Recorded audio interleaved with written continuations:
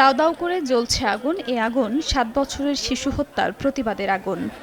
মঙ্গলবার সকালে লালমনিরহাটের আদিতমারী উপজেলার ভেলাবাড়ি ইউনিয়নের ফলিমারী গ্রামের একটি ভুট্টা ক্ষেত থেকে নিখোঁজের একদিন পর ৭ বছরের শিশু নন্দিনী রানীর বস্তাবন্দি লাশ উদ্ধার করা হয়।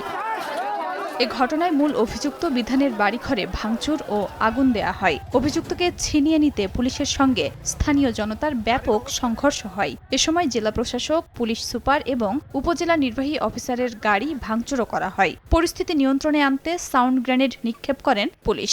সংঘর্ষে কয়েকজন পুলিশ সদস্য ও সাংবাদিক সহ অন্তত ৩০ জন আহত হন। যখন আমরা সেখান থেকে ফেরত আসার চেষ্টা করি আসামি নিয়ে, তো সেই পর্যায়ে তারা কিন্তু আমাদের সরকারি সম্পত্তির উপর এবং গাড়িগুলোর উপর আক্রমণ করে, ঢিল নিক্ষেপ করে।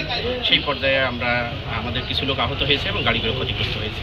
উদ্বুদ্ধ পরিস্থিতির কারণে আদিতমারী থানার ভারপ্রাপ্ত কর্মকর্তা নাজমুল ইসলামকে তাৎক্ষণিকভাবে প্রত্যাহার করা হয়। বর্তমানে এলাকার পরিবেশ স্বাভাবিক রয়েছে এবং পুরো বিষয়টি নিবিড়ভাবে পর্যবেক্ষণ ও তদন্ত করা হচ্ছে বলে জানিয়েছেন পুলিশ সুপার।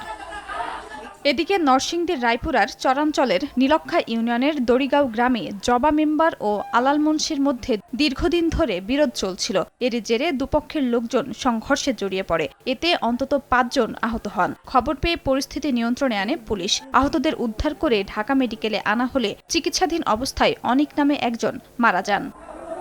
খাদিজা স্বপ্না, সময় সংবাদ।